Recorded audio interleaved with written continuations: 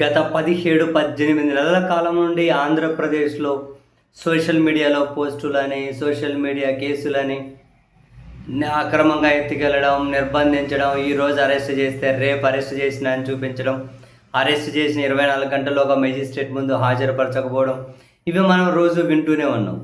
అందరికీ సామాన్యులకు కూడా అనిపిస్తున్నది ఏంటి అంటే, పోలీసులను ఎన్నిసార్లు న్యాయస్థానాలు హెచ్చరించినా, వార్నింగ్ ఇచ్చినా ఎందుకు వీళ్ళలో మార్పు రావడం లేదు, మనం ఏం చేసినా కూడా కోర్టులు ఇంతకు మించి ఏం చేస్తాయిలే అని చెప్పి లెక్కలేనితనమా అని కూడా చాలామంది మాట్లాడుతూ ఉండంగా విన్నాం.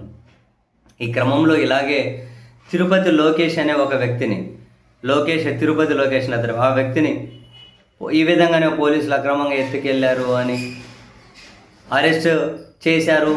చేసిన తర్వాత 24 గంటల మేజిస్ట్రేట్ ముందు హాజరుపరచలేదు అని ఒక పిటిషన్ను విచారించినటువంటి హైకోర్టు ఒక కీలకమైనటువంటి ఆదేశాలు ఇచ్చింది.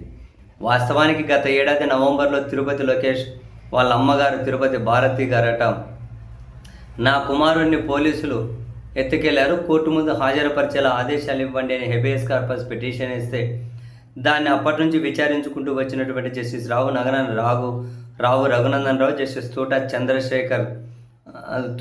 చంద్రశేఖర్లతో కూడిన ధర్మాసనం అవును పోలీసులు ఎత్తుకెళ్ళింది నిజమే, 24 గంటల వాళ్ళు మెజిస్ట్రేట్ ముందు హాజరుపరచలేదు, వాళ్ళు ఉల్లంఘనలకు పాల్పడ్డారు అని చెప్పి ఒక కీలక తీర్పు ఇచ్చింది. ఏమని?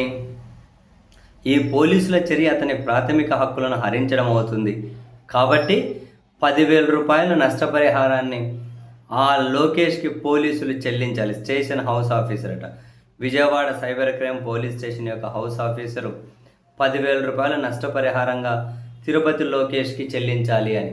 ఎందుకంటే తిరుపతి లోకేష్ యొక్క ప్రాథమిక హక్కులు పోలీసులు హరించి వేశారు అని హైకోర్టు తేల్చిందట.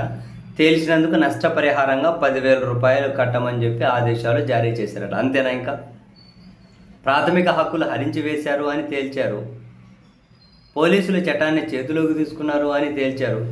10,000 రూపాయలు కాకుండా ఇంకో 10,000 రూపాయలు ఎక్స్ట్రా యాడ్ చేసి కట్టగలుగుతారు. పోలీసులకు ఏముంది? ఆ విధంగా ఉల్లంఘనలకు పాల్పడిన అధికారుల మీద చర్యలు ఉండవా? అలా చర్యలు లేకపోతే ఇంక ఎవరైనా ఈ మాట ఏమింటారు? ఇంకా హైకోర్టు ఇంతకు మించి ఏం చేస్తుంది అని లెక్కలేనితనం వాళ్ళలోకి వస్తే ఇంకెక్కడ ప్రజాస్వామ్యమో, చట్టమో, రాజ్యాంగం అనేటివి పనిచేస్తాయి? 10,000 కట్టమన్నారు, ప్రాథమిక హక్కులు హరించి వేయబడ్డాయని చెప్పి నిర్ధారణ అయింది, 10,000 కట్టమన్నారట. మరి తప్పు చేసిన పోలీసుల మీద చర్యలు ఏముండవా? తెలియదు.